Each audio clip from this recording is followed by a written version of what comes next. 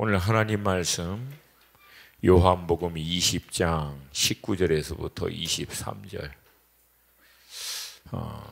제가 이걸 나눌까 말까 갈등하다가 사실 이번 주 한 주 내내 제가 강의여서 말씀을 다 준비했었어요 원래. 근데 고 목사님이 떠나기 전에 저한테 그러더라고요. 지난주 금요일 날 너무 좋았다고.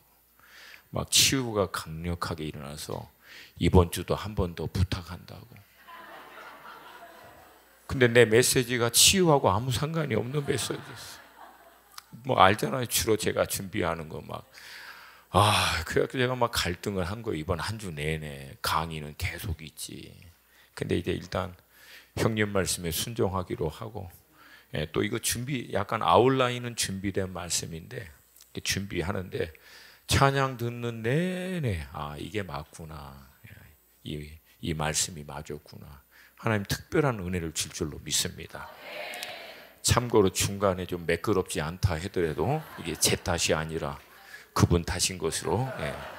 할렐루야. 자, 마지막 때 우리 믿음의 사람들이 직면해야 할 신앙의 현실, 현장, 이게 어떤 모습과 양상으로 흘러갈지를 우리가 보려면 초대교회를 잘 살펴보라는 말이 있습니다. 왜냐하면 예수님 당시 제자들도 직면하고 있는 그 신앙의 현실이 정말 어려웠거든요. 근데 그 문제들을 놓고 주님 앞에 도대체 예루살렘은 언제 주님 자유케 될 거냐고.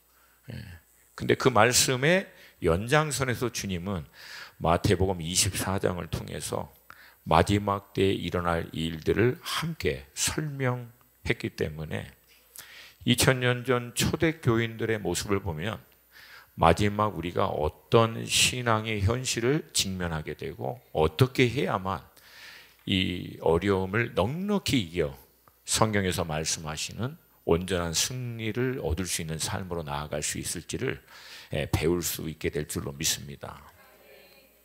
이 초대교회와 성도들이 직면한 문제는 당시 역사 이래로 전무후무한 로마라고 하는 이 강력한 어떻게 보면은 이 통치, 그리고 동일한 동족인 유대인들의 핍박, 이거와 마찬가지로 마지막 때에 우리 믿음의 사람들은요 세상의 통치로부터 아마 위협을 받게 될 것이고, 이 얘기는 법과 시스템이 합법적으로 우리를 핍박할 수밖에 없는 방향으로 결국 나아갈 것이다. 그리고 또 하나는 우리와 같은 부류인 듯 하나 결국 결정적인 순간에서는 믿음에서 떠나 세상과 타협한 일명 가짜 그리스도인, 경건의 모양은 있지만 능력은 부인하는 이들이 오히려 종교라고 하는 이름으로 이제 마지막 신앙의 본질을 붙들고 끝까지 이 진리의 편에 서고자 하는 우리들을 배교하면서 아마 본격적으로 핍박하지 않을까, 여러 말씀을 근거로 볼 수 있습니다. 그래서 이 진짜와 가짜는 마지막이 가까우면 가까울수록 명확하게 갈라질 거예요.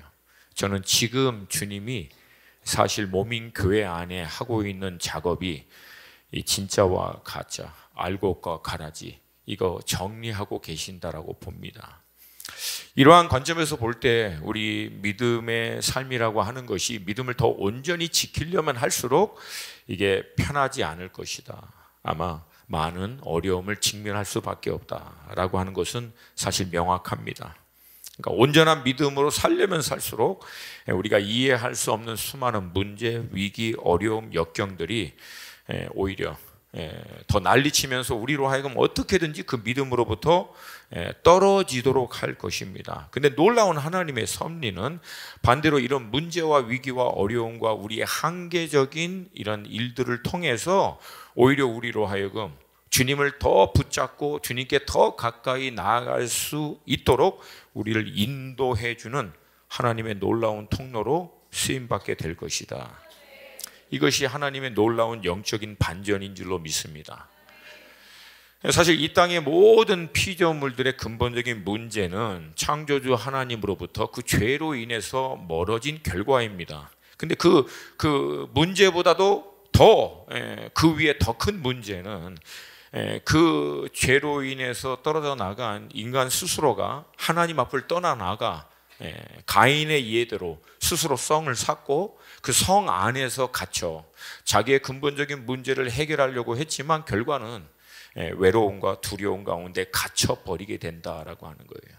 그리고 인류의 모든 근본적인 문제는 여러분 이 두 가지입니다. 두려움과 외로움이에요. 이거 해결하려고 몸부림치다가 온갖 부작용의 죄와 악과 어려움들을 더 만들어내는 거라는 거예요. 우리 창세기 4장 16절 우리 함께 보겠습니다. 시작. 가인이 여호와 앞을 떠나서 에덴 동쪽도 거두하더니 여호와 앞을 떠난 거예요. 본인 스스로가 결정해서 떠난 겁니다. 그러나 반대로 이런 인생이 어떻게 보면 참으로 보잘것없고 연약한 것을 비로소 깨닫고 모든 한계와 문제 이것을 결국 해결할 수 있는 근본적인 방법은 살아계신 하나님 외에 없다라고 하는 사실을 깨닫고 여러분 셋은 에노스를 낳고 그 이름을 에노스라고 했는데 그 이름의 뜻은요 참 연약한 보잘것없는 깨지기 쉬운 그러니까 하나님을 떠난 우리 인간의 모습을 보여주고 있는 거예요. 그걸 깨달은 셋은 비로소 하나님의 제단을 쌓고 하나님의 얼굴을 부르기 시작합니다. 그러니까 자신의 근본적인 문제와 한계를 가지고 그는 떠나나간 것이 아니라 오히려 그 한계와 문제를 가지고 하나님 앞으로 더 들어간 거예요. 창세기 4장 26절 우리 한번 함께 읽습니다. 시작.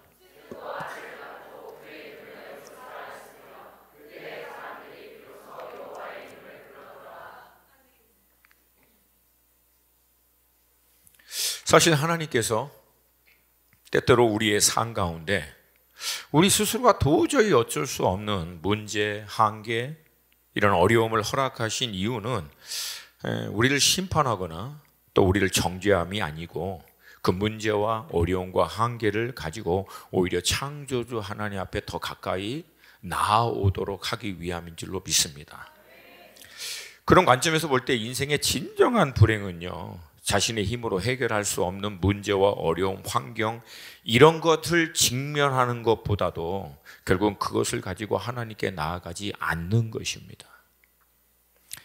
그런 관점에서 여러분 팔복을 볼 때 우리는요 이전에 우리가 생각해보지 못한 놀라운 영적인 이 반전의 원리가 사실 이 팔복의 비밀 안에 다 숨겨 있습니다. 여러분 마태복음 5장 1절부터 12절 조금 길지만 우리 천천히 같이 읽습니다. 시작. 예수께서 무리를 보시고 산에 올라가 앉으시니 제자들이 나온지라 입을 열어 가르쳐 이르시되 심령이 가난한 자는 복이 있나니 천국이 그들의 것이며 애통하는 자는 복이 있나니 그들이 위로를 받을 것이요 온유한 자는 복이 있나니 그들이 땅을 기업으로 받을 것이며 의에 주르고 목마른 자는 복이 있나니 그들이 배부를 것이며 긍휼히 여기는 자는 복이 있나니 그들이 긍휼히 여김을 받을 것이며 마음이 청결한 자는 복이 있나니 그들이 하나님을 볼 것이며 화평케 하는 자는 복이 있나니 그들이 하나님의 아들이라 일컬음을 받을 것이며 의를 위하여 박해를 받는 자는 복이 있나니 천국이 그들의 것임이라. 나로 말미암아 너희를 욕하고 박해하고 거짓으로 너희를 거슬러 모든 악한 말을 할 때는 너희에게 복이 있나니 기뻐하고 즐거워하라. 하늘에서 너희의 상이 큼이라. 너희 전에 있던 선지자들도 이같이 박해하였느니라.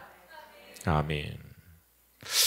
여기서 우리가 먼저 알아야 할 것은요, 사실 오늘 이 본문 1절에서 언급한 예수님께 나온 무리들은요, 사실 지금 우리가 읽은 이 팔복에서 얘기한 그런 부류의 사람들입니다.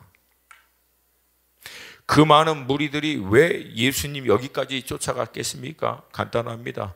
심령이 가난해서. 누가복음에서는 그냥 가난해서, 그냥 가난하던, 심령이 가난하던, 핵심은 가난한 거예요.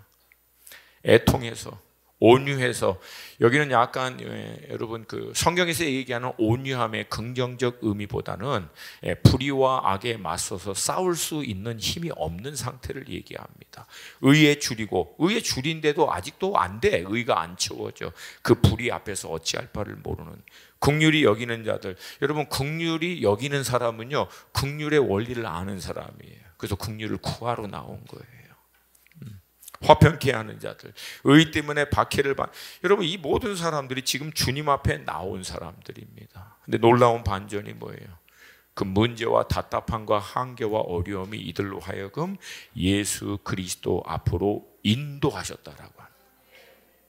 그래서 복이 있는 거예요. 복의 근원이 되는 그분에게 이들의 이 모든 문제가 결국은 주님 앞으로 인도했기 때문에 그게 복이라고 하는 거예요. 그러니까 반대는 뭐예요? 누가는요, 이 동일한 내용을 언급한 후에 이어서 다음과 같이 얘기합니다. 누가복음 6장 25절 26절 시작. 화 있을진저 너희 지금 배부른 자여 너희는 주리로다. 화 있을진저 너희 지금 웃는 자여 너희가 애통하며 울리로다. 모든 사람이 너희를 칭찬하면 화가 있도다. 그들의 조상들이 거짓 선지자들에게 이와 같이 하였느니라. 여러분, 이 사람들의 특징은 뭐냐면 예수님께 나오지 않은 사람들입니다. 이들은 아마도 예루살렘 성 안에서 주님이 비유하여 말씀하신 대로 비단 옷을 입고 배부르며 높은 자리에 앉아서 편하게 많은 것들을 누리며 만족하며 사는 사람일 것입니다. 여러분, 근데 이들에게 왜 화가 있습니까? 이 사람들은 예수님께 안 나와요. 나올 이유가 없어요. 예수님이 필요한지를 모릅니다. 그게 이들에게 화라는 거예요. 예수님께 나오지도 않고 예수 그리스도를 통해서 근본적인 문제를 해결받지도 않았는데 이미 배불러 만족해, 모든 게 좋아. 그리고 그렇게 사는 세상과 화평을 이루고 칭찬을 받으면서 사니까 더더욱 돌이켜서 주님께 나올 가능성은 더 희박해진다. 그럼요, 여러분, 거듭난 우리 그리스도인들에게 있어서 복과 불행의 정의는 명확합니다. 뭐가 어떻게 되든, 하여튼 저의 표현은 가끔가다 좀 극단적이긴 하지만, 뭐가 어떻게 되든 나로 하여금 주님께 더 가까이 나오고 주님을 매달리게 하는 거라면 그것은 축복이다. 그 반대로 뭐가 어떻게 되든 나로 하여금 주님으로부터 점점 멀어지고 주님을 간절히 매달리는 삶에서부터 멀어지고 떨어지게 만들면 그것은 오히려 화다. 동의하시면 크게 아멘. 아멘입니까? 얼마 전에 제 조카가 뭐 이런저런 신앙의 상담을 했어요. 새롭게 이제 교제를 하고 이제 배우자를 해야 할 자매를 놓고 기도를 하고 있는데, 얘가 여러 가지로 고민을 하다가 주님께서 계속 반복해서 좀 주는 마음이 있어서 조카에게 문자를 보냈어요. 네가 어떤 이성과 교제를 하고 어떤 배우자를 얻는 것뿐만 아니라 네 일생의 삶의 평생을 통해서 네가 어떤 결정을 내릴 때마다 한 가지만 보면 된다. 그 결정을 내림으로 주님께 더 가까이, 주님을 더 갈망하게 된다면 그건 주님으로부터 온 결정이 맞다. 근데 아무리 눈에 어떠해 보여도 그 결정 이후에 주님께로부터 가까이 가고자 하는 마음이 식어지고 주님을 향한 갈망에서부터 너를 멀어지게 만든다면 뒤도 돌아보지 말고 그것으로부터 돌아서라. 그건 주님께로부터 오지 않을 가능성이 99.9999999%. 제가 100이라고는 안 해요. 뭐 간혹 가다 기적과 같은 뭐 예외가 있을 수도 있으니까. 근데 거의 100%. 돌아오십니까? 믿으십니까? 그러니까 우리가 신앙생활을 잘하고 있는지 못하고 있는지 기준도 굉장히 단순해요. 신앙생활 잘하고 있는 사람, 주님께 늘 나가는 사람, 주님께 늘 포도나무 대신 주님께 늘 붙어 있으려고 하는 사람, 신앙생활 잘 못하고 있는 사람, 주님께 잘 안 나가는 사람. 포도나무 대신 주님께 붙어 있으려고 몸부림치지 않는 사람, 여러분, 이렇게 붙어 있기 위해서는 대가 지불이 필요합니다. 그러니까 때로는 대가 지불이 아까워서 안 붙어 있으려고 하는 게 자꾸만 흔들리는 사람, 이건 벌써 이제 노란불에서 빨간불로 가고 있다라고 하는 사인이에요. 여러분, 신앙은 단순합니다. 늘 주님께 가까이, 늘 주님을 간절히. 여러분, 간절함이 사라지면 그거 위험합니다. 뭐 그 전에 아무리 대단한 신앙생활을 해도, 여러분, 제가 늘 드리는 말씀이지만 함께 고백합니다. 신앙은 현재형이다. 어저께 막 불 떨어지게 하고 막 땅을 갈라지게 하고 뭔 난리를 쳤어도 오늘 주님을 향한 갈망이 내 안에 식었다. 그러면 그건 빨간불이라는 거예요. 오늘이 중요하다는 거예요. 여러분, 오늘 이 밤, 이 순간 갈망하십니까? 목마르십니까? 주님이 필요하십니까? 필요하시니까 나왔겠죠. 아멘. 할렐루야. 여러분이 이 자리에 나온 것이 복이라고 믿으세요. 여기에 앉아서 예배하는 게 복이에요. 그 다른 복 뭐 이렇게 추구하는 건 다 2차적이고, 지금 이 자리에 나와서 주님의 이름을 간절히 부르고 있는 것 자체가 우리에겐 복이다라고. 오늘 본문도 보면은요, 참 안타까운 어떤 한계, 문제로 인해서 깊은 상실감 그리고 두려움 가운데 잡혀있는 제자의 모습이 나옵니다. 여러분, 처음 이 제자들이 예수님께 딱 콜링을 받고 3년 반 동안 예수님과 함께 사역을 이제 시작할 때 얼마나 신났겠어요. 하나님이 보내신 메시아로서의 어떤 이적과 사인들을 막 주님이 행하시고, 이전의 종교 지도자들과는 완전히 다른 방금 읽었던 이런 팔복과 같은 획기적인 하나님의 메시지를 이렇게 할 때 막 수많은 무리들이 몰려왔더니 막 오병이어 기적을 통해서 역사를 행하시고 모두가 친송하고, 그럴 때 여러분 얼마나 마음이 막 들떴겠습니까? 신났겠죠. 막 사는 맛이 났겠죠. 근데 이상하게 사역의 마지막에 이르면 이를수록 자꾸만 주님이 이상한 말씀을 하는 거예요.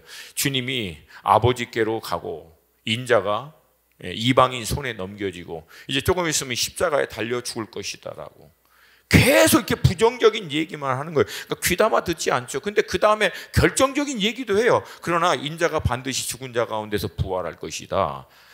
그렇게 얘기했는데도요, 앞에 있는 말씀도 귀담아 듣지를 못했기 때문에 부활한다라고 하는 말씀도 기억을 못합니다. 근데 어느 날 정말 주님이 대제사장의 무리들에 의해서 잡혀가지고 끌려가더니 이방인인 본디오 빌라도에게 넘겨지고, 그리고 십자가를 지고 비참하게 골고다에 올라가서 자기 생을 끝내버린 거예요. 거기서 숨을 거두신 거예요. 얼마나 황당하겠습니까?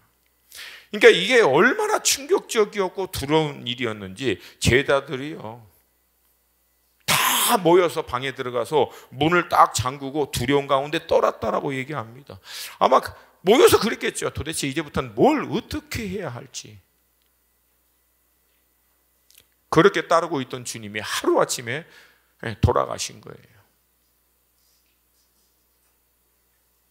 그렇게 두렵게 있는 그들이 이제 3일째 되는 날 더 놀라운 사실을 발견한 거예요. 그것은 뭐예요? 죽으신 예수님의 몸이 사라진 거예요. 처음 마리아가 이것을 발견하고 제자들에게 얘기하니까 베드로가 딥다 뛰어가고 다른 제자가 또 뛰어서 결국은 예수님의 무덤을 갔는데 정말 예수님의 몸이 사라진 거예요. 그리고 예수님을 싸맸던 세마포와 그 수건이 놓여 있는 거예요. 그냥 놓여 있는 거 아니에요. 원문을 보면 잘 개서 놔진 거예요. 8절 말씀입니다. 같이 보겠습니다. 시작. 그때야 무덤에 먼저 갔던 그 다른 제자도 들어가 보고 믿더라. 가보니까 예수님의 몸이 없는 거예요. 그 다른 제자도 들어가서 보니까 오! 근데 여기서 뭐라고 얘기합니까? 들어가 보고 믿더라. 뭘 믿은 거죠? 예수님이 부활하신 거? 안타깝게도 아니에요. 9절을 보니까. 함께 읽습니다. 시작. 그들은 성경에 그가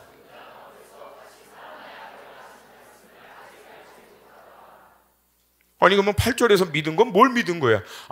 주님의 몸이 사라진 거. 주님의 죽은 몸이 사라졌다는 거예요. 그것도 얼마나 놀라웠고 신비로운지 주님을 감쌌던 세마포를 잘 개해놓고 사라졌어.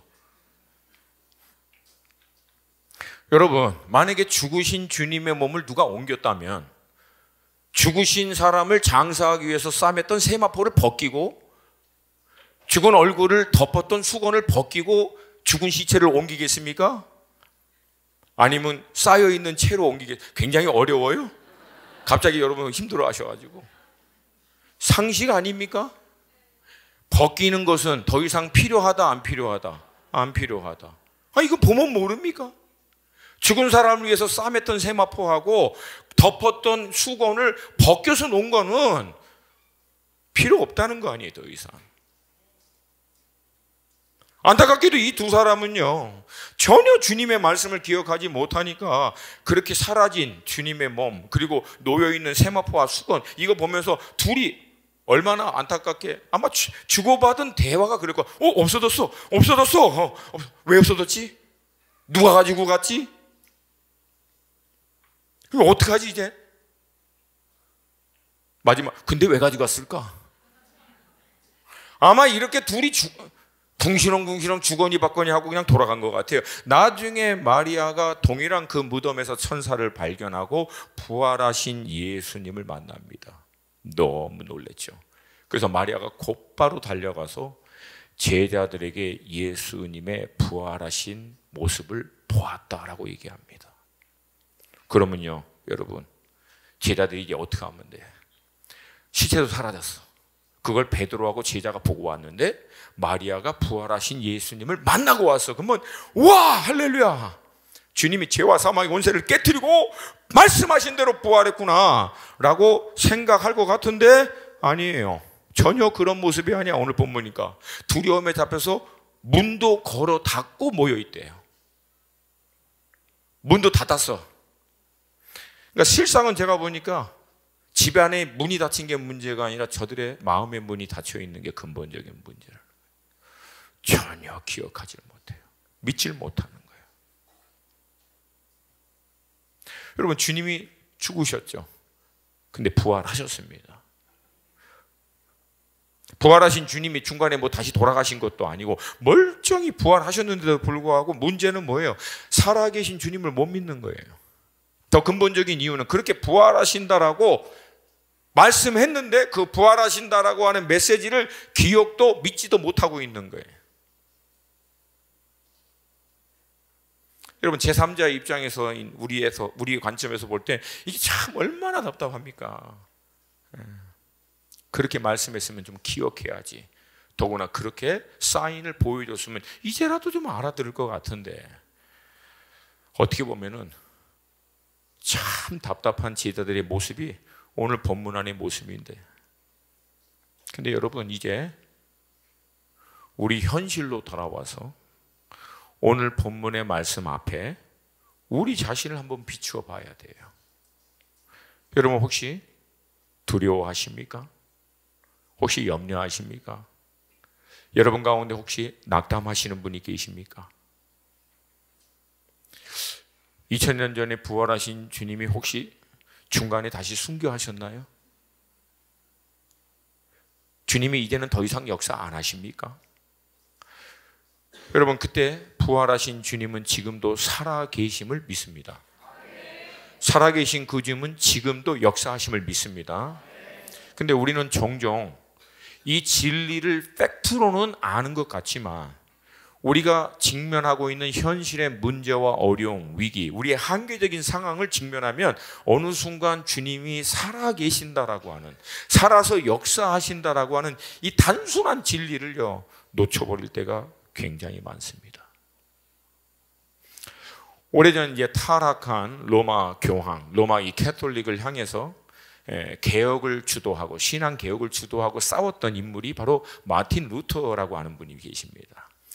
한참 이 싸움이 치열할 때 하여튼 당시에 로마 교황청은 어마어마한 권력과 파워를 갖고 있는, 그러니까 그들의 거대한 힘 앞에 너무나 무기력한 자신을 좀 보면서 어떻게 보면 두려움과 이 무기력에 의해서 두려움에 떨고 있는 마틴 루터를 그 아내가 보더니 갑자기 아내가 검은 그 죽은 사람을 위해서 입는 상복을 입고 마틴 루터 앞에 나타난 거예요. 그래서 마틴 루터 너무 놀래가지고 아니 갑자기 웬 상복을 입었냐고, 혹시 누가 돌아가셨냐고, 당신을 보니까 누가 돌아가신 것 같다고 아내가 얘기하는 거예요. 마틴 루터가 놀래, 아니 누가 돌아가셨냐고. 당신이 하고 있는 모습을 보니까 당신이 믿는 예수님이 돌아가신 것 같다고. 그때 마틴 루터가 정신이 화들짝 드는 거예요. 자기는 부활하신 예수 믿으면 구원받아서 하나님의 나라를 유업으로 얻는 이 구원을 받는다. 이 복음의 본질적인 메시지 가지고 지금 로마 거기하고 이제 싸우고 있는데 어느 순간 자기 안에 살아계시고 역사하시는 주님에 대한 확신이 사라지고 있는 거예요. 그거 위해서 싸우고 있는데 싸우고 있는 정작 자기 안에 살아계신 주님이 사라지고 있는 거예요.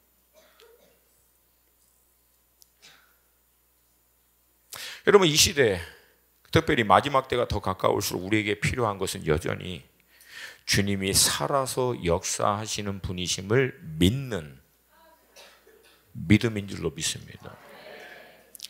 여러분, 고 목사님이 최근 믿음의 시리즈를 쭉 얘기하는데 저는 이제 물론 바빠서 중간중간 계속 못 들었지만 들을 때마다 들려. 들을 때마다 보이는 것은 믿는 거다, 안 믿는 거다.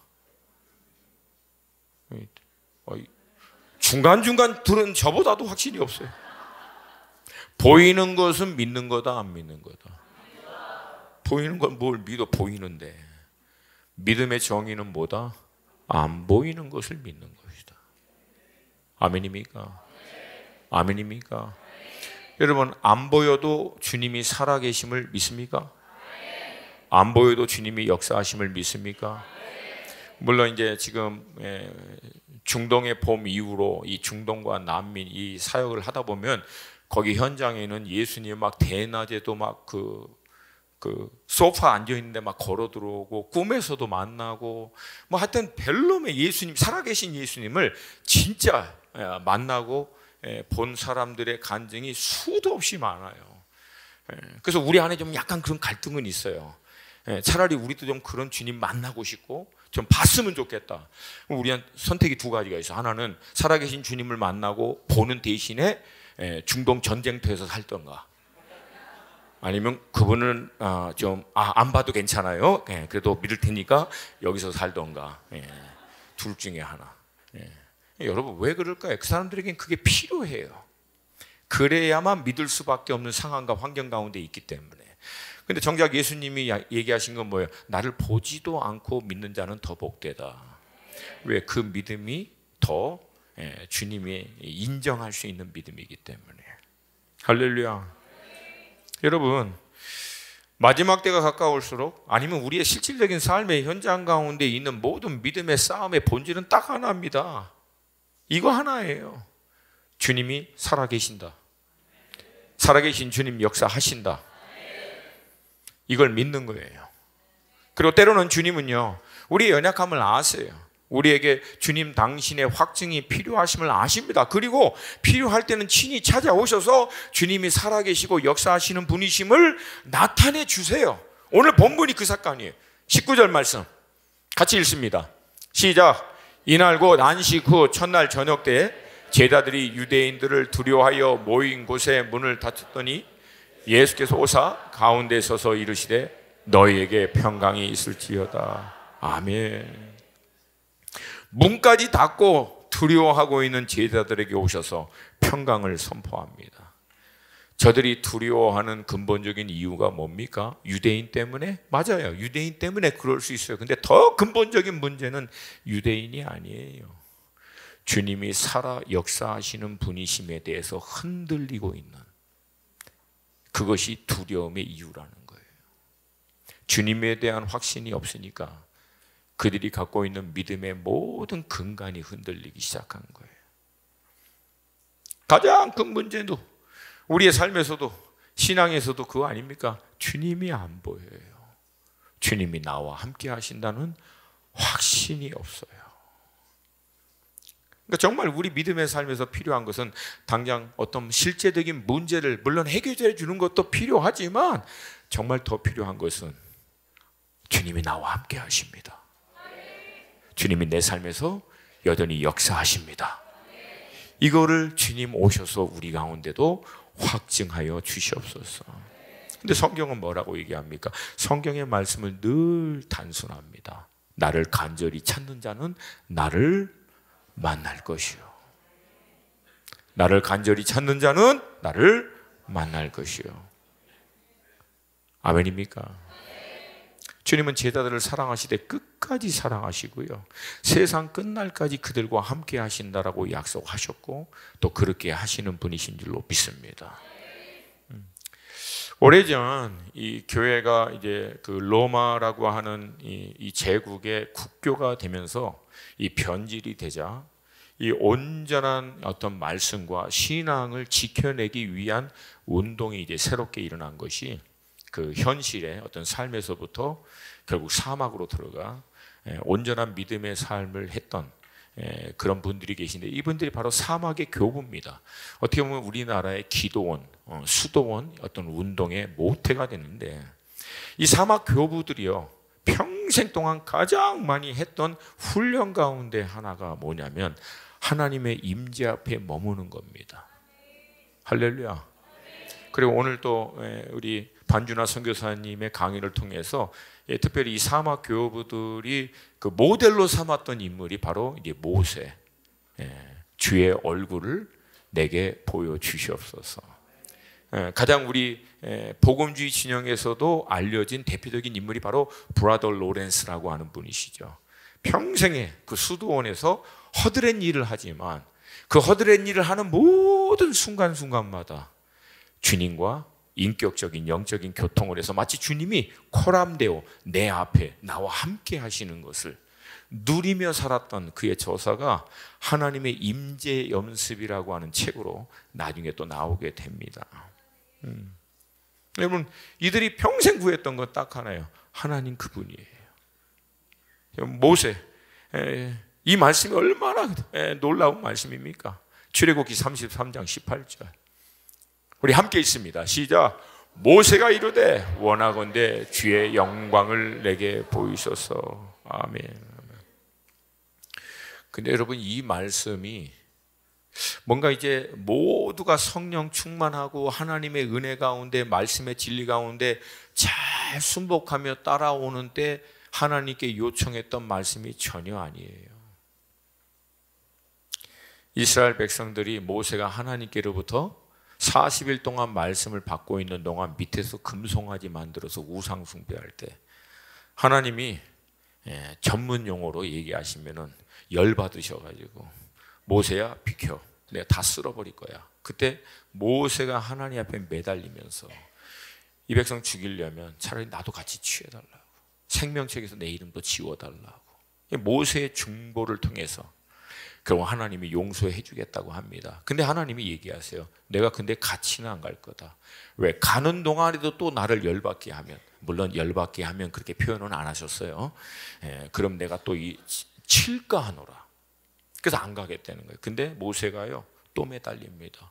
하나님이 함께 가시지 않으면 이 백성과 다른 모든 이방의 사람들하고 무엇이 다른 거냐고. 하나님이 우리와 함께 하는 것이 우리가 다른 모든 나라와 민족과 구별되는 유일한 거 아니냐고. 함께 가달라고. 그래서 하나님이요 함께 가기로 거기서도 또 허락을 해주세요. 그 다음에 모세가 갑자기 이 앞뒤 문맥을 보면은 약간 생뚱맞아요. 그러니까 마치 모세 입장에서는 이거야. 기회는 지금이다. 하나님 얼굴도 보여주세요. 하나님은 약간 당혹스러웠을 거야. 이 분위기가 지금 전혀 그런 분위기가 아닌데. 저는요 이런 대목을요 굉장히 단순하게 봅니다. 모세는요 갈망하는 게 있었어요. 근데 뭔가 그 갈망을 하나님 앞에 요청할 수 있는 기회만 생기면, 이게 뭔가 모멘텀만 보이면요 무조건 치고 들어가는 거예요. 천국은 누구의 것? 모세가 보여주는 거예요. 뭐 그 전에 얘네들 뭐 하나님이 치네 어찌네 이거 상관없어. 나는 지금 뭘 보고 싶어? 하나님의 영광 보고 싶어. 보여주세요. 여기에 더 들어가서 지금 다윗의 장막을 깊이 연구하는 가운데 평생을 하나님의 장막 앞에 머물렀던 다윗도 동일한 것을 하나님께 마지막에 또 요구하죠. 시편 27편 4절 함께 읽습니다. 시작. 내가 여호와께 바라는 한 가지 일 그것을 구하리니 곧 내가 내 평생에 여호와의 집에 살면서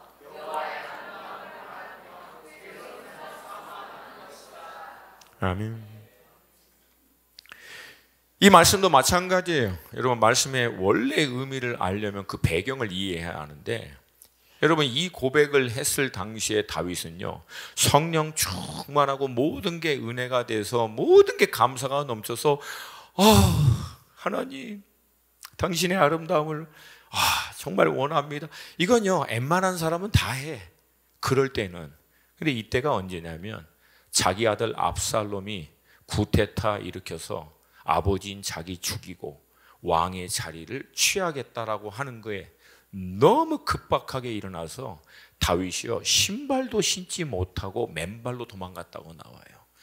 그렇게 비참하게 도망가면서 다윗이 어느 날 홀로 하나님 앞에 드린 고백이에요. 하나님, 다 괜찮습니다. 근데 딱 한 가지만 제게 다시금 회복해 주시면 저는 원이 없겠습니다. 그래서 하나님 당신의 그 장막 안에 머물러서 하나님 당신의 아름다움을 보고 당신을 사모하며 예배하는 것입니다. 왕이 괜찮습니다. 원수 갚는 거 그 모르겠습니다. 다른 거 다 모르겠습니다. 근데 다시금 하나님의 그 임재 앞에서 그 아름다움을 보고 마음껏 찬양하고 경배할 수만 있으면 다 가져가도 괜찮습니다. 그게 바로 다윗의 원띵이었어요. 원띵. 할렐루야. 여러분, 이 원띵에 대한 갈망이 우리 가운데도 있기를 축복합니다. 유대인들로 인해 두려워하는 제자들 문까지 닫아놓고 그들을 향해서 예수님이 무엇이 필요한지를 누구보다도 잘 아셨죠. 그래서 가장 먼저 그들에게 오셔서 평강이 너희에게 있을지어다. 여러분, 저는요, 여러분이 이 순간, 바로 이 순간 주님이 여러분에게 동일하게 말씀하신다라고 믿으시기를 도전합니다. 아들아, 딸아, 평강이 있을지어다. 이유는 하나예요. 내가 너와 함께함이라. 할렐루야. 그리고 나서요, 주님이 손에 못자국과 창에 찔린 옆구리를 보여주세요. 제가 좀 가끔가다 우리 그 하나님의 음성을 듣는 묵상 같이 했던 친구들은 아는데, 제가 가끔가다가 이제 말씀을 좀 묵상할 때 약간 좀 죄송한 좀 표현이긴 하지만 약간 좀 엉뚱한 생각은 좀 해요. 본문의 말씀을 토대로 이런 역사적인 사건을 이제 기록한 말씀은 이제 좀 그려요. 본문을 토대로 해서 예수님이 이렇게 하신 장면들을 머릿속으로 그려가면서 마치 그 현장 안에 좀 들어가 나도 거기 안에서 주님이 하시는 육성의 음성을 좀 같이 들을 수 있는 묵상으로 좀 깊이 들어가려고 노력을 해봅니다. 근데 여기서 이걸 보면은요, 이게 약간 좀 뭐라고 얘기할까요? 한번 볼까요? 20장 20절. 그 다음 절. 20절인가요? 손을 보여주고, 죄송합니다. 20절. 함께 읽습니다. 시작. 이 말씀을 하시고 손과 옆구리를 보이시니 제자들이 주를 보고 기뻐하더라. 아멘. 평강이 있을지어다 라까지는 이해하는데, 굳이, 여러분 이 말씀 하실 때 예수님이 어떻게 했을까요? 손과 옆구리, 봐! 구멍 났지? 옆구리! 아니, 이거 약간 좀 그렇지 않아요? 굳이 이걸 다 보여줘. 옆구리 찔린 것까지.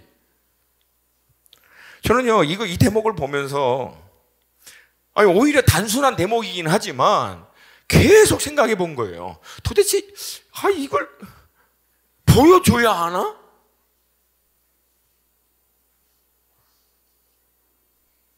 제가 느낀 건 거예요. 예수님이 제자들 수준에, 정말 이 답답이들, 하지만 그 수준에 그들이 알아들을 수 있는 수준까지 다 구멍 났지? 옆구리 보이지? 나야. 응? 3일 전에 돌아가신 분, 응? 나야. 혹시라도 이것도 또 그때 또 한 놈이 없었어요, 도마. 그리고 나중에 나는 손가락까지 넣어봐야 돼. 예수 오셔서 넣어봐 여기다가. 그렇게 보고 난 다음에 본문이 얘기합니다. 제자들이 주를 보고 기뻐하더라. 그제서야 기뻐하고 좋아하는 거예요. 아이고, 예수님도 속이 터지겠죠. 답답하죠. 어쩌면 우리 수준에 우리가 주님이 함께 하시고 지금도 살아 계시는 것을 우리가 좀 확증할 수 있을 때까지 다 세밀하게 나타내어 주시는 주님의 모습인 것 같아요. 오래전에 제가 이제 처음 제 사역을 시작했던 미국 동부 메릴랜드와 워싱턴 DC, 버지니아 이쪽에 사역이 이제 막 일어나는데, 이제 사역이 이제 어떻게 냐면 더 이상 제가 신경을 안 써도 알아서 돌아가는. 그러니까 저는 이걸 되게 싫어요. 알아서 돌아갈 때는 꼭 떠나라고 하더라고요. 근데 막 이제 너무 편하다 하고 있는데 이제 떠나라고 한 거예요. 그러니까 한참 정신없이 하던 사역 다 내려놓고 한 달 만에 짐 싸서 이제 뉴욕, 뉴저지로 딱 이사 갔는데, 그때는 이제 사역을 개척을 하고 시작을 해야 되니까 사실 시작하고 개척할 당시에는 막 사역이 많지 않아요. 그러니까 뭐 하냐면 아침에 새벽에 일어나서 기도하고 묵상하고, 점심에 기도하고, 저녁에 기도하고, 또 아침에 일어나서 새벽에 묵상하고 기도하고, 막 이게 한 몇 개월을 지나면서 이게 모임을 이렇게 하다 보니까 이게 약간 답답한 거예요. 뭔가 주님의 사인도 보이지 않고, 뭔가 주님이 내가 너무 답답해서 이제 제가 답답하면 늘 제 아내에게 이제 묻는 거야. 나 이거 잘하고 있나? 잘하고 있는 거 맞아요, 여보? 이게 뭔가 내가 좀 제대로, 내가 지금 주님이 말씀하시는데 못 듣는 거 아니야, 혹시? 내가 정말 뭐 이게 저희 아내도 이제 답답해하고 좀 약간 좀 뭐랄까요, 안쓰럽긴 하지만 그분은 그럴 때 굉장히 단호하게 얘기하십니다. 뭐 어련히 알아듣도록 얘기하실까? 뭘 그렇게 걱정하냐고. 안 들으려고 하는 것도 아니고 뭐라고 말씀하시든 순종한다고 늘 그렇게 나가고 있는데, 걱정하지 마라, 알아듣도록 얘기한다 주님은.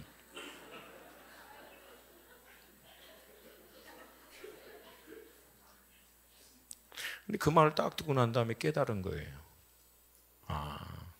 나보다 나를 더 잘 아시는 주님. 어떻게 내게 말씀하시고 나타내야 내가 확증할 수 있는지를 아세요, 모르세요? 아세요, 모르세요? 나는 미스테리야? 아무도 몰라? 우리 중심까지도 아시잖아요. 저는 여기서 깨달은 게 있어요. 맞춤형으로 우리에게 말씀하시고 확증해 주세요. 우리 각자의 신앙과 믿음의 분량에 맞게끔. 걱정하지 마세요. 반드시 주님의 얼굴을 구하는 자, 주님이 살아서 함께 하시는 것을 내게도 오셔서 주님 확증하여 주시옵소서. 간절히 매달리는 자들에게는 주님 반드시 나타내 주십니다. 말씀해 주세요. 인도해 주십니다. 믿으십니까? 그때 제자들에게 다시금 얘기하는 거예요. 평강이 있을지어다. 그러니까 여러분, 평강과 이 기쁨은요, 결과예요. 평강과 기쁨 자체를 우리가 추구하는 게 아니고요, 평강과 기쁨은 알아서 따라오는 거예요. 주님이 나와 함께 하신다는 확증, 이 믿음이 내 안에서 명확해질 때 샬롬, 상황과 환경에 상관없이, 그리고 기쁨, 주님이 함께 하시는구나. 그러면 가능해요, 안 가능해요? 그리고 가장 좋은 때, 가장 좋은 방법으로 나를 향한 최선으로 그분은 역사하실까요? 네, 그렇게 하십니다. 할렐루야. 할렐루야. 우린 믿음으로 이 확증을 받는 거예요. 아멘. 믿음으로 확증받는 거예요. 그 믿음이라고 하는 것을 다시 얘기하면은 우리 각자의 믿음의 수준에 맞게끔 이 정도 어마어마한 믿음이 너희들이 돼야 확증을 받는다가 아니라 겨자씨만한 아주 작은 내 믿음의 그 분량 안에서도 주님은 내가 알아듣도록, 내가 확신할 수 있도록 정말 갈망하고 구한다면 주님 그렇게 우리 가운데 확증해 주실 줄로 믿습니다. 지금 우리는 시대적으로 뭐 난리죠. 우크라이나와 러시아의 전쟁, 하마스와 이스라엘 전쟁은 헤즈볼라로 이제 이란까지 하고 그게 어떻게 될지는 아무도 예측은 못하고 있습니다. 개인적인 차원에서도 우리는 늘 믿음의 삶에서 이런저런 어려움을 직면합니다. 여러분, 신앙생활을 굉장히 잘하고 있어서 아무 문제 없고 모든 게 다 알아서 이렇게 다 돌파하고 되고 절대 그렇지 않아요. 그게 아니에요. 신앙생활을 잘하거나 못하거나 문제와 어려움과 위기를 직면하는 것은 사실 거의 비슷해요. 근데 신앙생활을 잘하는 사람은 그것을 넉넉히 이길 수 있는 영적인 힘이 생긴다는 거예요. 주님의 인도하시는 지혜를 받을 수 있다라고 하는 거예요. 못하는 사람은 동일한 그 똑같은 문제 앞에서도 넘어져 버리는 거예요. 갇혀버리는 거예요, 스스로. 그러니까 개인적인 차원에서도 우리 재정적인 어려움이 있죠. 관계적인 어려움이 있고 건강의 정신적인, 심적인, 또 육신적인 질병이 있고 미래에 대한 불안들이 있고 자녀에 대한 어려움이 있고 뭐 여러분 제가 솔직히 고백하는데 뭐 저라고 해서 자녀에 대해서 전혀 걱정 없이 하나님 뭐 맡겼습니다. 뭐 하나님 알아서 하십시오. 뭐 가끔가다 이렇게 떠들긴 하는데 돌아서면 주여 긍휼히 여겨 주시옵소서. 저거 어떡합니까 주님? 저 어떡합니까?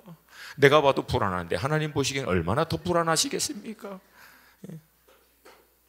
근데 믿음으로 싸우는 거예요. 믿음으로. 이 모든 것, 한계적인, 이제 도저히 내가 어쩔 수 없다라고 할 때 결국은 어떻게 해야 합니까? 뭘 어디서 어떻게 시작할지도 모르는 가운데 있는 이 모든 상황에서 우리가 기억해야 될 것은 딱 하나 아닙니까? 내가 믿는 주님 살아계신다. 지금도 역사하신다. 그리고 모든 것을 합력해서 그분은 선을 이룰 수 있는 분이시다. 2000년 전 우리 죄와 허물을 위해서 십자가에 하나님의 대속의 제물인 어린 양으로 자신의 삶을, 인생을, 목숨을 제물로 드린 예수님은요, 죄와 사망의 권세 깨트리고 부활하셨습니다. 그리고 지금도 우리와 함께 하시는 줄로 믿습니다. 원수가 우리 가운데 행하는 일은 딱 하나예요. 원수가 우리를 향해서 공격하고 있는 여러 방법이 있지만 결국 그것을 통해서 원수가 우리 가운데 행하는 것은 딱 하나예요. 이 진리를 의심하게 하는 거예요. 이 진리. 주님이 살아계시고 살아계신 주님이 나와 함께 하신다라고 하는 이 단순한 진리, 이거를 흔들어 버리는 거예요. 이거 흔들면요, 우리는 속수무책으로 무너져 버립니다. 그러니까 사실은 내가 어찌할 수 없는 문제와 위기와 어려움, 질병과 한계적인 이 수많은 것들을 통해서 이 단순한 진리를 우리로 하여금 흔들어 버리는 거예요. 이걸 의심하도록 만드는 거예요. 마지막 때가 되면 이게 더 치열한 싸움이 된다라고 하는 거예요. 그리고 이런 문제와 위기와 한계와 질병과 재정의 문제, 온갖 이런 것을 통해서 이 명확하고 단순한 진리를 흔드는 속삭임으로 끊임없이 우리를 공격할 거라는 거예요. 주님 살아계시면, 주님이 살아 역사하는 분이 정말 맞고 그분이 너와 함께 하시면 어떻게 이럴 수가 있어? 어떻게 네가 이렇게 질병으로 고통받을 수 있고, 어떻게 너의 재정적인 문제는 이렇게 해결이 안 될 수 있어? 그렇게 신앙생활 열심히 잘한다고 하는데 왜 네가 신앙생활 할 때마다 문제가 생기고 어려움이 있고 불이익이 따라? 그리고 이거는 그래도 해도 너무한 거 아니냐? 네가 생각해도 상식적으로 생각해봐라. 네가 뭐 죄를 진 것도 아니고 그렇게 기도하고 그렇게 열심히 신앙생활 잘 하려고 하는데 이렇게 말도 안 되는 문제가 어떻게 너한테는 그렇게 일어날 수 있냐? 주님이 살아계시면, 살아계신 주님이 너와 함께 하신다면. 근데 우리를 그 모든 생각에서 뛰어넘게 하시는 하나님은요, 오히려 반대예요. 그 수많은 문제와 위기와 어려움을 통해서 우리로 하여금 주님께 더 가까이 나오도록 만들어요. 원수는 그 수많은 문제와 어려움을 통해서 우리로 하여금 주님을 향한 믿음을 끊어버리려고 하는데, 하나님은 오히려 그 문제와 위기와 한계를 통해서 우리로 하여금 주님께 더 매달리게 만든다는 거예요. 겨자씨만한 믿음이 있으면 오히려 그 위기를 통해서, 한계를 통해서, 질병을 통해서, 재정적인 문제를 통해서 오히려 주님께 더 매달리는 거예요. 예수 그리스도께서 십자가를 감당할 때 얼마나 두려워했냐면, 제자들에게 솔직히 고백합니다. 내가 죽게 될 것 같다. 죽게 되었다. 죽을 것 같이 두렵다, 그 뜻이에요. 근데 그 죽을 것 같은 두려움은요, 예수님을 무너뜨린 게 아니라 겟세마네로 인도하신 거예요. 그리고 그 겟세마네에서 예수님은 두려움을 돌파해 버리십니다. 그리고 거기서 주님은 뭘 확증을 받아요? 아버지가 나와 함께 하신다. 이거예요. 다른 거 없어요. 아버지께서 나와 함께 하신다. 그리고 딱 일어나 십자가로 향하신 겁니다. 할렐루야. 할렐루야. 여러분, 우리들에게 필요한 것은 다른 게 아니에요. 주님이 나와 함께 하신다는 거예요. 이게 흔들리면, 이게 명확해질 때까지 주님 앞으로 나가세요. 문제 해결하려고 어려운 거, 급한 거 불 끄려고 하지 마시고, 그거를 넉넉히 이길 수 있는 주님 그분으로 말미암아 충만해질 때까지 매달릴 수 있기를 축복합니다. 주님 제자들에게 당신을 확증해 주시고 말씀하세요. 21절 함께 읽습니다. 시작. 예수께서 또 이르시되 너희에게 평강이 있을지어다.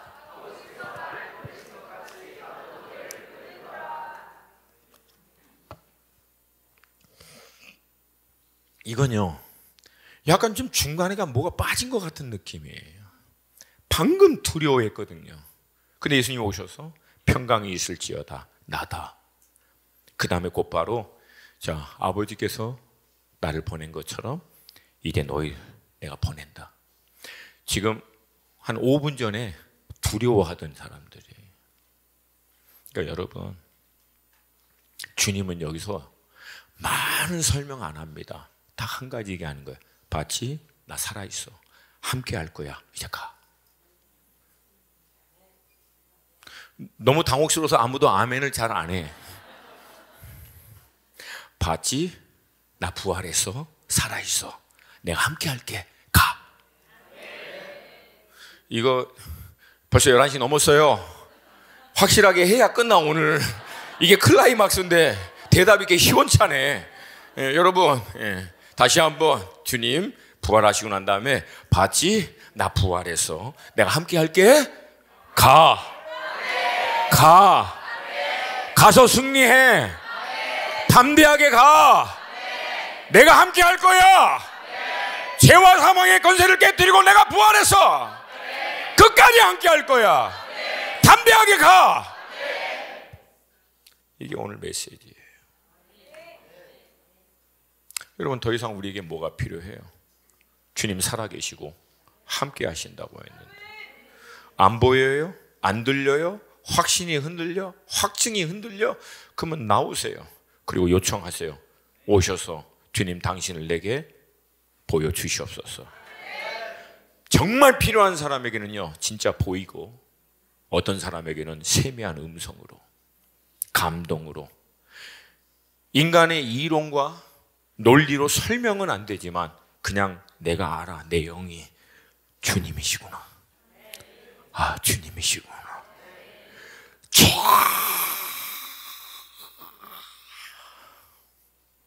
내 호련히 세미한 주님의 음성. 따라 내가 너와 함께한다. 이거 딱 받고 담대하게 나가는 거예요. 그리고 마지막 주님 얘기하십니다. 22절 함께 읽습니다. 시작. 이 말씀을 하시고 그들을 향하여 숨을 내쉬사 이르시되 아멘.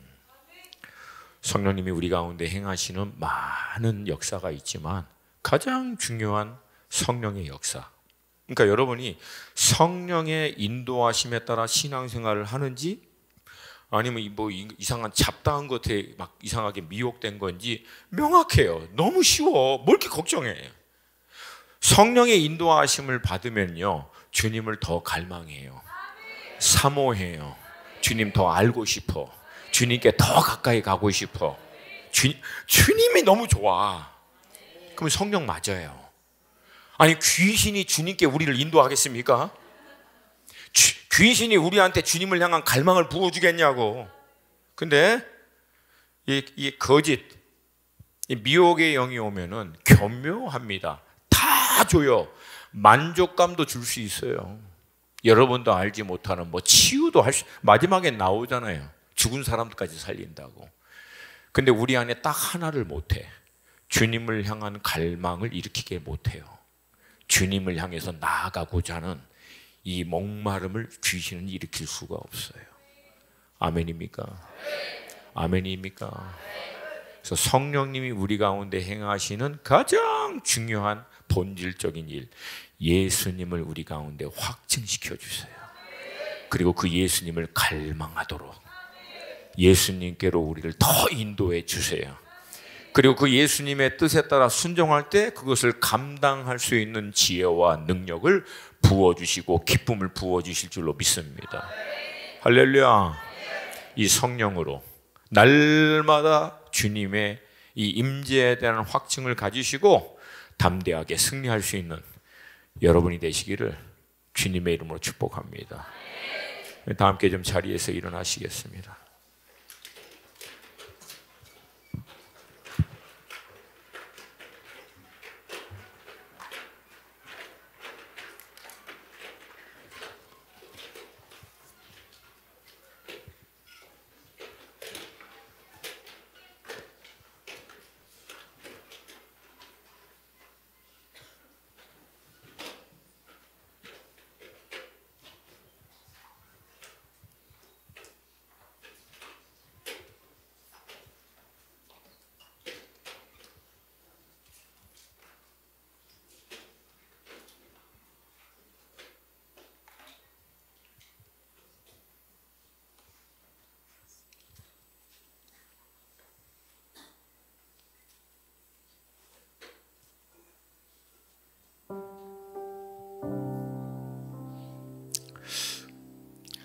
성경의 말씀을 근거로 그리고 오랜 믿음의 삶을 살았던 여러 훌륭한 믿음의 선배들의 말씀을 종합해 보면은요, 영적 원리는 되게 단순합니다. 주님 그분의 임재로 그분이 함께 하신다라고 하는 이 확증으로 충만하면 두려움은 떠나갑니다. 염려와 근심 떠나가요. 근데 주님이 나와 함께 하신다라고 하는 이 믿음의 확증이 흔들리면, 이게 내 안에 비어지기 시작하면 그 비어진 만큼 두려움이 들어와요. 그 염려가 그만큼 정확한 비례로 들어옵니다. 정확해요. 그러니까 성령 충만함을 받으라라고 하는 것은 다른 말로 성령의 완전한 다스림 가운데 붙들려 있는 컨디션, 상태를 얘기합니다. 그 특징이 뭔지 아십니까? 자유예요. 담대함입니다. 샬롬이에요. 나사렛 예수의 영이신 성령님으로 충만해지니까 두려움이 들어올 틈이 있다 없다. 근심과 걱정과 염려가 나를 컨트롤할 수 있다 없다. 넉넉히 이기는도다. 성경의 말씀입니다. 그러니까 우리에게 필요한 것은 질병 치유 필요해요. 재정적인 도움 필요합니다. 관계 회복 필요합니다. 이런저런 실제적인 삶의 문제 무시하라는 얘기가 아니에요. 다 해결이 필요해요. 근데 더 근본적인 것을 먼저 붙들어야 돼요. 우리 안에 더 근본적인 게 먼저 확실하게 해결돼야 돼요. 그 뭡니까? 주님 당신의 임재를 내게 확증하여 주시옵소서. 주님은 늘 우리와 함께 하십니다. 근데 그 함께 하시는 주님이, 우리 고 목사님 그 설교에 그 너무 중요한 표현 있잖아요. 임해달라고 할 때 없는 분이 하는 게 아니라 주님은 무소부재 모든 곳에 다 계세요. 이곳에 이미 주님이 계시는 줄로 믿습니다. 근데 그 주님이 임한다는 얘기는 우리가 믿음으로 요청했을 때 우리가 알 수 있도록 그분 당신을 나타내 주시는 사건을 얘기합니다. 우리가 요구할 때 우리가 알 수 있도록, 내가 확신할 수 있도록 간절히 구하는 자들에게, 갈망하는 자들에게 주님 오셔서 그 주님이 함께 하신다라고 하는 것을 우리 가운데 데몬스트레이트, 보여주시는 거예요. 나타내 주시는 거예요. 확증시켜 주시는 거예요. 할렐루야, 할렐루야. 이 시간 우리 같이 먼저 한 가지 기도했으면 좋겠어요. 다 내려놓으세요. 걱정, 근심, 염려 다 내려놓으세요. 그게 본질이 아니라는 거예요. 가장 본질은 우리 머리끝부터 발끝까지 주님 오셔서 나를 주님 당신으로 충만하게 채워 주시옵시고, 주님 당신을 내게 확증하여 주시옵소서. 내 영이 야다 알도록, 내 영이 확신할 수 있도록, 나의 모든 게 확신할 수 있도록 주님 오셔서 당신을 내게 계시하여 주시옵소서. 아버지가 아니고는 예수를 알 자가 없고 예수와 예수의 계시 외에는 아버지를 알 자가 없느니라. 그러니까 여러분, 기독교는요 사실 학습의 훈련이 아니에요. 학습은 결국 결정적인 사건을 위한 다 과정과 도움의 통로입니다. 기독교의 핵심은 계시입니다. 그분이 오시는 거예요. 만나 주시는 거예요. 말씀하시는 거예요. 나타내 주시는 거예요. 확증해 주시는 거예요. 우리가 그것을 요청할 때 조건은 딱 하나입니다. 우리 공로 아닙니다. 오직 예수님 공로 의지해서. 제 안에 좀 기도하다 갑자기 그 마음이 들었어요. 여러분이 어저께까지 했던 연약함과 부족함마저도 훌훌 털어버리세요. 어린 양 예수님의 보혈이 그 모든 죄와 허물을, 그 연약함을 다 깨끗하게 씻어주셨음을 믿으세요. 그리고 의롭다함을 받은 자녀됨으로 하나님 앞에 이 시간 나가는 거예요. 그리고 요청하는 거예요. 약속하신 말씀 따라 나를 간절히 찾는 자는 나를 만날 거라고 하셨사오니 이 시간 내 영이 간절히 원합니다.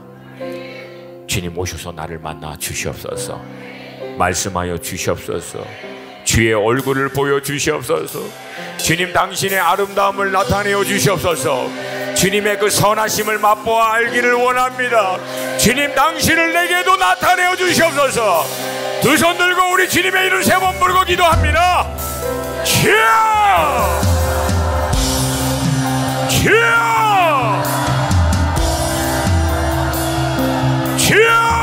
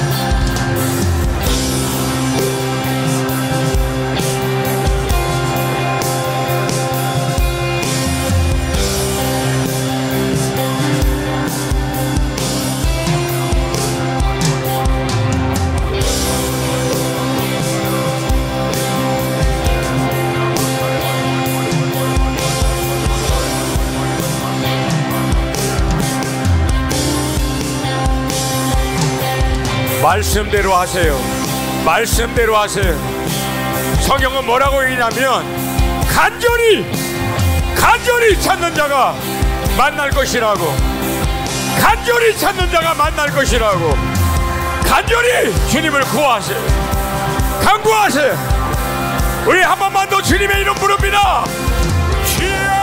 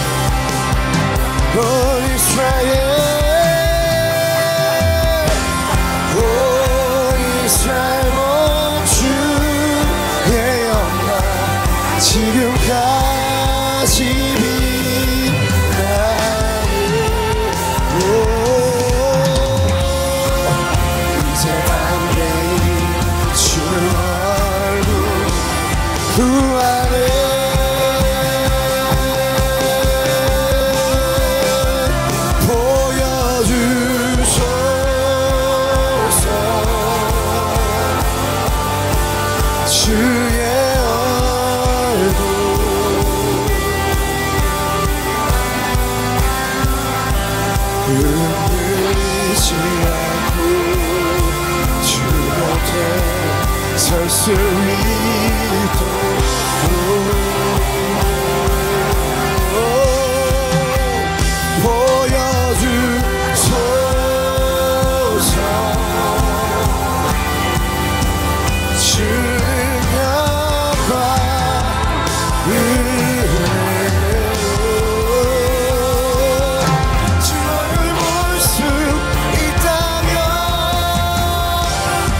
끝까지 갈 수 있어요.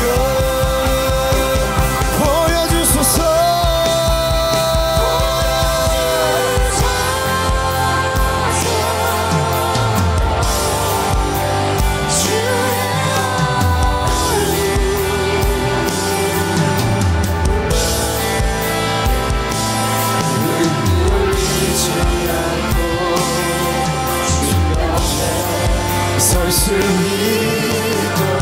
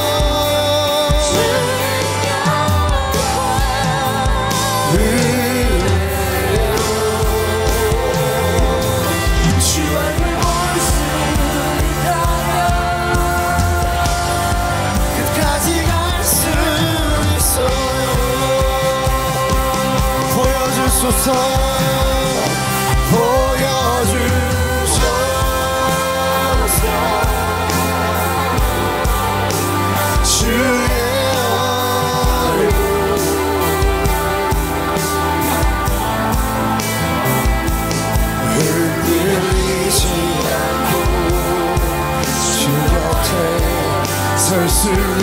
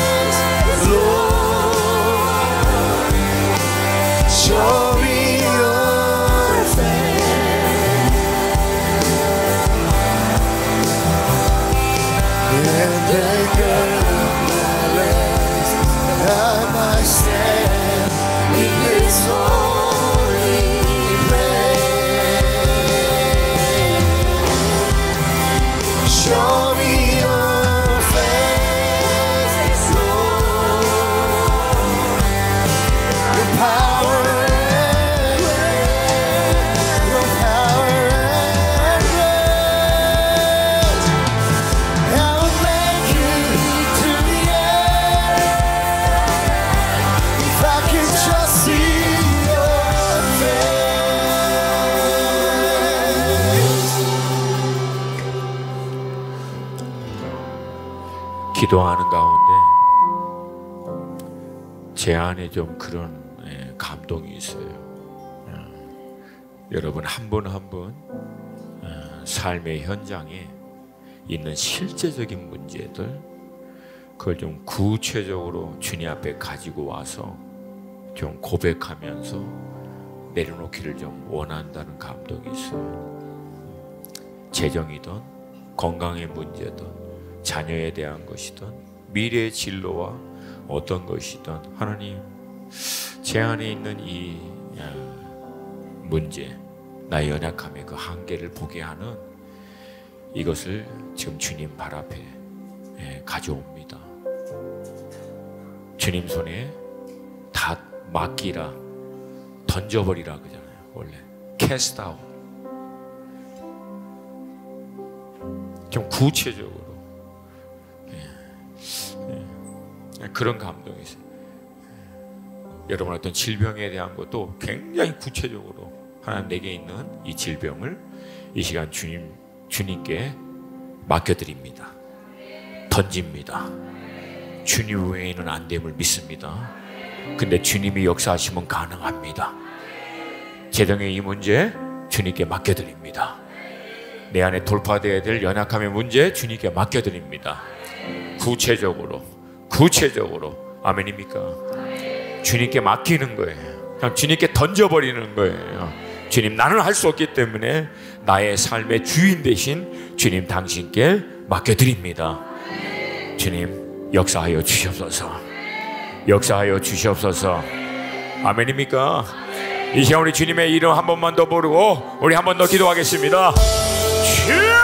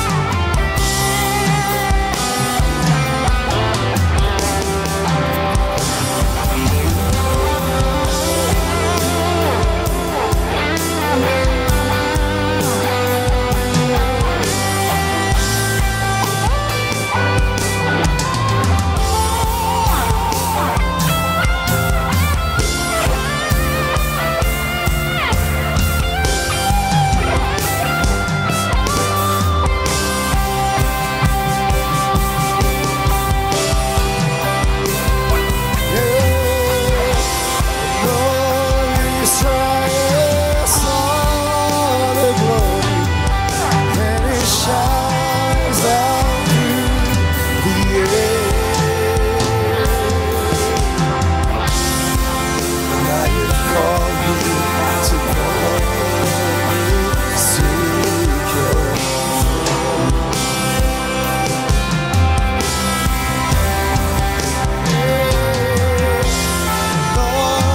Israel saw the glory, and it shined down through the air. Now you've called me to boldly seek you. And all of Israel,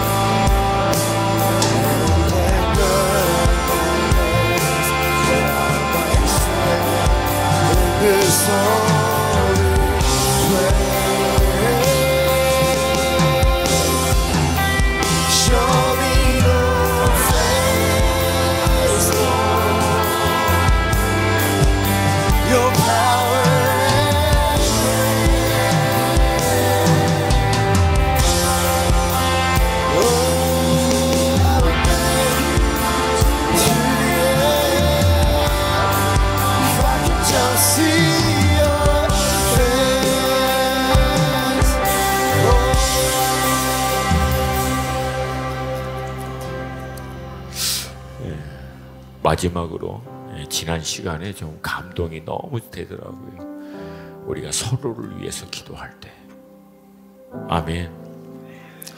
정말 뭐 구체적으로 기도 제목을 나누고 할 수 있는 것도 할 수 있지만, 뭐 우리 안에 계시는 성령께서 또 우리 지체들을 위한 가장 필요한 기도의 제목으로 우리를 인도해 주실 것을 믿습니다.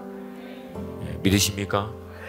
그래서 이 시간 가능하면 좀 동성끼리, 그리고 가능하면 얼굴과 얼굴을 서로 마주보고 손을 잡으시고 2분, 3분 괜찮아요. 모르시는 분이어도 괜찮아요.